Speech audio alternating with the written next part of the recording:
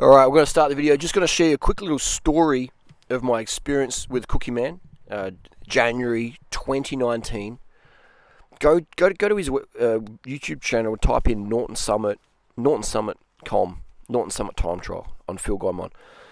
That day was, man, I'll remember that day forever. That was a really, really interesting day.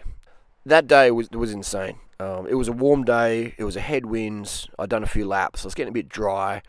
And I thought, I'm going to go home. I'd done a running race the day before. Did like a sub 17 5k at park run. My hemoglobin's like 180. Like I got some good fitness. I'm pretty lean. And so I'm coming down the bottom Norton Summit, about to go home because I live just near the base here in Beulah Park. And I was like, oh damn, there's Cookie Man, there's Phil. What's he doing? And he's like, hey, durianrider. And so I turned back and he's like, hey, do you want to be in the video? I said, yeah, man, it's cool. It'll be a good collab. Bit of fun. He says, how can I do the Norton Summit Com? Do you want to pace me? And I was like, dude, like, today's not a good day, man. It's like, the wind's just not good. He's like, I don't care, I'm doing it. Like, he was just like that Lance Armstrong freaking dialed in freaking 1,000-yard stare vibe going on. I was like, okay, he's going to do it.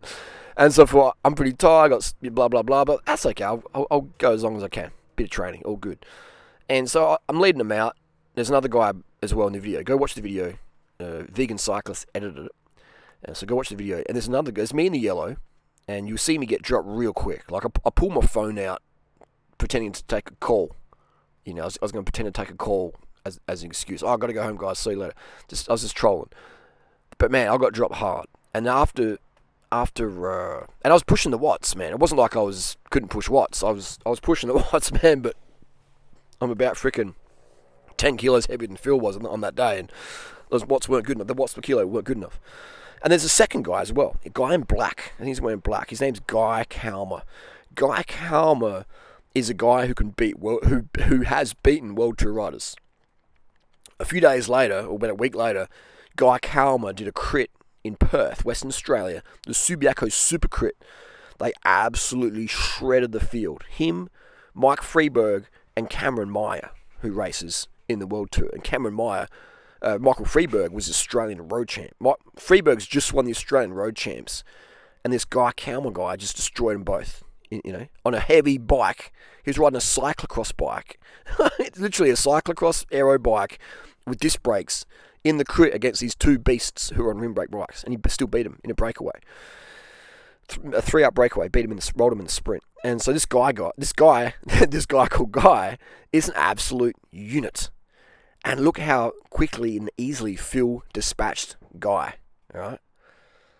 And shortly after me, and then watch this power spike up, in Phil's video. Anyway, we get to the top of the climb, and I'm just like looking at Phil, and he's like dancing around, just like, yep. And I'm just like, man, like what the fuck was that? And I said to this guy, I said, you seen anything like that before? And he goes, nah. I'm like, what the fuck was that, dude? Seriously, what the fuck was that? And he was just like shaking his head like, fuck off. That was definitely suspect, Norton Summit is a climb I've done over 1,000 times on Strava. I know it really well. It's just a very popular climb. I've been up there, done time trials myself up there, paced people on my e-bike up there, done all sorts of things. I've never, ever, ever seen anyone go that full gas up there before, ever. I've ridden with big names, man. I've ridden with over 1,000 World Tour riders. I've ridden with some of the biggest names in cycling, and no one ever has gone that fast up there solo. People have tried, like Richie Port and Geraint Thomas and Chris Froome and Valverde and Thomas de Gendt. People have tried to go up there. Michael Valgren. They've tried to go up there, in fast times, but no one's come close to Cookie's time. Even the freaking even the local riders, man. We pick good days for it. Like, no one would try and do a PR on the day Phil did. That was insane, man. Like, the weather wasn't good. His time was almost close to the KOM. And, it was insane. Anyway, I don't believe that day. This is my personal opinion. I don't believe that day, and many other people don't either, that his time was full natty bra. All right? I don't believe it. But, hey, maybe he was. Maybe it was fully natty. Maybe he had the hand of Jesus on his back up Norton Summit that day. Maybe it was the hand of Jesus. Maybe it was. Maybe it was a Maradona moment. The hand of Jesus on Cookie Man's back. Anyways, a few days later, he goes to Colombia, and at altitude, with minimal acclimatization, he is absolutely cranking it again up these climbs. And and then they're 2 or 3 hour climbs. So he's got the mutant 5-minute power, and then he can go 2 or 3 hours, or do an 8 hours at 4.25 watts per kilo. Just he can do it all, man. He can do it all. But anyway, that's just my personal experience with Phil. And even that day, that evening, I said to him on Instagram, I said, dude, I don't believe you're natty, and he lost his chops, man. He lost his chops, right? I said, I'm not going to say nothing, but I don't believe you're clean. And he went absolutely, meltdown on Instagram. Absolutely melted down. Like the most unstable meltdown I've ever experienced in my life from a YouTuber. Yeah, it is. And I was just like, whoa, dude, what the heck? How can you go from, crushing it this morning to having a total meltdown just a few hours later? And that further raised my suspicions that he must have been on some strong fucking stimulants or whatever he took, in my opinion. All right, that's just my belief system. I don't believe he's natty that day. There's definitely other times where he's definitely natty. His power's believable, but that day, he just, I don't know. But his reaction afterwards as well, it's just totally irrational, off the handle. And I remember showing my girlfriend, Natasha, I was just saying, is he trolling? Is he trolling? And she's like, I think he's trolling. But no, he wasn't. He wasn't trolling, man. He's absolutely losing it. He's I can't even repeat what he said, because it's just, I don't know, it might be against the, anyway. Yeah, I was like, damn, this dude's tripping. He's like, you wrote something on Tumblr about me, blah, blah, blah. I said, I don't believe you're clean, bro. That's, you know what I mean? I just don't believe it, man. You know what I mean? And he's just losing his chops, man. It's just damn. In my opinion, there was some serious projection going on. Anyway, let's look at the video. Let's analyze some power data. And just a little story there. And drugs work, man. Drugs work. And there's only one way, in my opinion, based on the data, there's only one way you can push watts per kilo that the dopers are pushing, and that is you use the same product. That's the recipe, man. The recipe is you want to do 7.5 watts per kilo for 10 minutes, 5 minutes. There's a recipe for that, and that involves pharmacology. And you can believe in Jesus all you want, and that's your right. Maybe it is Jesus. Maybe it is. I could be wrong. Maybe it's the hand of Jesus, man. The hand of Jesus. Okay, we got a question here, Phil Gaimon. Now, this is just my personal opinion, comments, and criticisms. No hate to Cookie. I think he's great entertainment. I know he makes some seriously slanderous and defamation allegations against myself, calls me a rapist and stuff, all because I said I don't believe in Phil Gaimon's claims that he's natural. I don't believe him. I don't believe him. I don't believe he's clean. That's just my personal opinion. And a few people have come, a few of his old teammates have also come to me in confidentiality and said, yep, you're not the only one durianrider who suspects Phil should remove that bicep tattoo of a soap bar he has. So again, this is just personal comments and criticisms. I mean, Phil's a public figure. I'm a public figure. We're sharing our opinions. That's all it is. All right. There's no hate. I'm glad he's out there riding bikes, having fun, taking drugs, riding bikes. Some people do it. Go for it. You know what I mean? My issue is when, this is all my opinion. Phil has made a career being a very average cyclist. Very, very average cyclist. A bit like myself. We like riding bikes, but we're pretty average. He got a gig in the world tour because of a friend of a friend. It wasn't because he was putting out some freaky watts like he does at random times a year now. He got a job as a world tour rider. And Phil, correct me if I'm wrong. Phil, you're welcome to come on my podcast show, mate, and we can do a debate professionally, respectfully. I know you don't like being put on the spot, but you're welcome. I'd like this to be a dialogue, Phil. I know you talk to my mutual friends in LA. I know you leave comments and mention my name like you did today. So you're in the dialogue. But let's have an open dialogue. Let's have an open dialogue. So so Phil is a pretty average cyclist. Got lucky. Got a world tour gig. I think it was 2014 with Gaimon of JV. You sort of feel sorry for guys and gives them a chance. And after a season, he's like, nah, no go. And then Tom Danielson, he's like, no, come on, give Phil another go. And in 2016, he had another go. He got no results in 2016, he got nothing. He could barely hold a water bottle. And hey, that's okay. You're a natural rider. It's going to be pretty hard to compete against guys with enhanced hemoglobin. You even said, Phil, that you had the testosterone levels of an 80-year-old woman, and something like that you said, and then you said you're anemic, etc. But now all of a sudden, as a retiree, you're still doing the same training load. You average about 20,000 k a year, give or take, which is a lot of training, which is a serious amount of training. It's pro-level training. And certain times of the year, man, you're pushing out some crazy watts. And you're super, super lightweight. You're like 66 kilo, tall, skinny, which is perfect for cyclists and a runner. You have the cyclist physique, no doubt about that. But you claim it's like a diet of cookies and bacon. You eat junk, man. Like your diet, this is my opinion. Your nutrition plan is junk. You're eating junk food, cookies and bacon and Monster energy drinks. Like, how is that even healthy, bro? You know what I mean? Like, you're a public figure. Like why would you publicize how much junk you eat?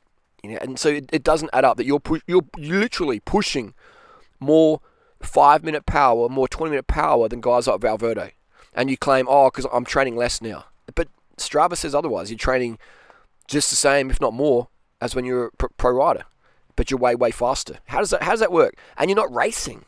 You're not getting those quality racing miles.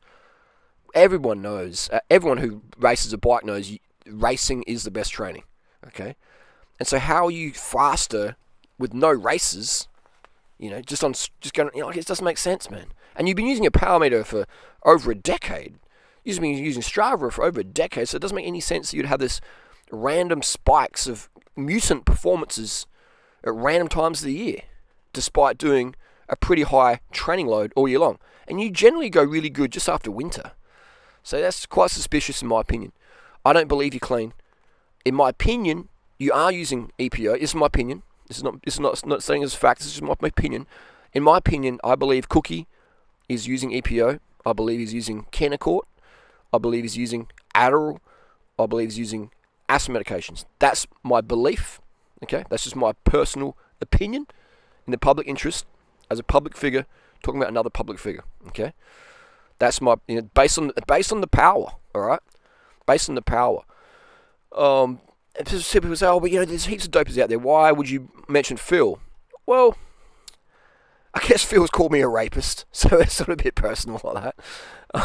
So if you disagree with Phil that he's clean, he'll just make up some story. Oh, you're a rapist. Oh, you're blah blah blah blah blah. Even though there's absolutely no proof of that. No woman's ever come forward and said Harley Johnstone doing riders rape me. Like, that's never ever happened. Okay, so I could literally take Phil to court and sue him for slander, defamation, because no one's ever made that claim. Right? No woman's come forward and said, hey, Harley Johnstone's raped me. That's never happened. Because it never did happen. Yeah, right. If we're talking about the subject of rape, what has happened is Phil Gaimon made a pretty sick rape joke in one of his books. I think it's called Pro Cycling, $10 a Day. So just Google up Phil Gaimon rape joke. And that's not someone just making up a story, some anonymous website. That's actually Phil himself saying that. I can't even repeat what he said in the book because it's definitely not family friendly. So Phil, you're just projecting, mate. You're a hypocrite, in my opinion. And I don't hate you, mate. And I think, I hope you get your help you need, because you're obviously not in a good place to make up, call someone a rapist because they don't believe you. You know what I mean? Like, dude, that's really sad. That's very sad. That's really sad, dude. Really, really sad that you would say stuff like that just because someone says, I don't believe that you're doing 7.5 watts per kilo for 4, 5, 6 minutes. As a guy who got 0 results in the World Tour, other than the lucky win or second place or whatever at San Luis Obispo, where race blah blah blah in South America, no one cared about. Still good effort, good on you. Good on you. But JV, if JV cuts a rider out of the team, there's a reason for it, man. There's a reason for it, and it's performance based. So I just don't believe Phil has done these random performance spikes, and his power meter's not broken. Like he's destroying some really good riders. He's destroying guys who have been busted for drugs. Fourth and Sasquatch, So I don't believe it, man. I'm not a believer. But hey, maybe Phil is natural. Maybe his coach is better than Dr. Ferrari. Maybe he is. There's possibilities. Maybe a diet based on cookies, bacon, calorie restriction, and Monster Energy drinks is superior. It is superior to what I'm teaching out there. Maybe it is. I'm an open-minded guy. I don't believe it is, but maybe it is. Okay. So that's just my comments on it. We also got to remember that time that Phil did lie about those Chinese carbon frames, the ones that were made by, what was the brand, Light Carbon or something like that. And then he was sponsored by a brand in Australia, and they were getting their frames direct from Light Carbon. And we showed all the emails and stuff, and even Phil's sponsor confirmed it. And Phil lied and said, no, that's not true. Durianrider's a rapist. Why would you believe him? Even though his sponsor confirmed it, the supplier in China confirmed it, and Phil denied it, and Phil knew. So the fact that Phil lied like that to his fans about that Chinese carbon bike that was marked up like a few $1,000s or something like that. I mean, it's just like, and then he does this charity for No Kid Hungry, and someone said in his comment section, "Hey, Phil, if you believe in child starvation, the fight of child starvation, why don't you promote a vegan diet? Because that's eating meat's the cause of child." And basically Phil just said, "Go F yourself. Go F yourself." So Phil's racking up all this money. How much does he get? How much commission does he get? Phil's a business guy. He ain't doing nothing for free. And hey, fair enough. But why hide behind things? Why hide behind things like you pretend you care about child starvation, and then when someone brings up some statistics that show that the world's grain consumption is getting fed to livestock when we could feed it to humans, and then you go tell that person to F off versus go, "Hey, damn, you're right, I'm wrong. I should go vegan. I should walk my talk. Or I should eat less meat instead of promoting eating meat." But Phil glorifies meat eating. He doesn't just do it behind the scenes. He glorifies it. And then the same voice, he's like, "Hey, donate to child starvation, child hungry." The very foods, Phil, that you enjoy and the very foods you promote are the very foods that are the main cause, the primary cause of child starvation and food shortages all around the world. Yes, you come from a rich family, your mum bought your house, you live in LA, good on you. You got lucky with money like that, good on you. You'll sell anything to anyone in terms of whatever, cycling-wise. Or your products you sell that I think are just a load of BS. But hey, that's just my opinion. You're entitled to sell whatever you want to gullible fans, in my opinion. But yeah, man, it would be great if we could do a podcast. If you disagree on these points, bring it up, talk like a man, be a man, step up, and let's have a live discussion, a friendly, professional, respectful live debate. You can DM me on Instagram. So it's just. You like to point the finger at Fabian Cancellara and all these people, but then when someone points the finger at you, you don't like it. You don't like it. You don't like it when people doubt your performances. But dude, in my opinion, the random spikes in performance you get just don't match your pedigree. I mean, in the Washington Hill climb, Ned Overend was only 30 seconds slower than you. You know what I mean? There was a girl, a 20-year-old girl, who was only a few seconds slower than you. How are you going from... And then, good on you. It's good. It's good stuff, mate. You're Mount Washington time, 30 seconds quicker than Ned Overend as a 60-year-old. That's still good time, You still won. That's good on you. I'm just saying, though, how did you go from that to chart topping the charts of watts per kilo on the performance criteria that Team Ineos use? How did you go from that age grouper, just finishing in front of the girls, to being an absolute mutant? 5, 10, 20 minutes, 1 hour climbs, 6 watts per kilo at Mount Baldy, just for kicks and giggles. That's some serious watts, dude. So and that's the altitude as well. And in winter time, it doesn't add up, mate. In my opinion, it doesn't add up. Anyway, that's the rant. That's the rave. Cookie man, I think, it's best to be honest about drugs in sport, in my opinion. And, man, dude, just, do what you want to do. But in my opinion, get rid of that tattoo, man. Just get rid of that tattoo, all right? Get rid of that tattoo. Walk your talk, dude. Walk your talk.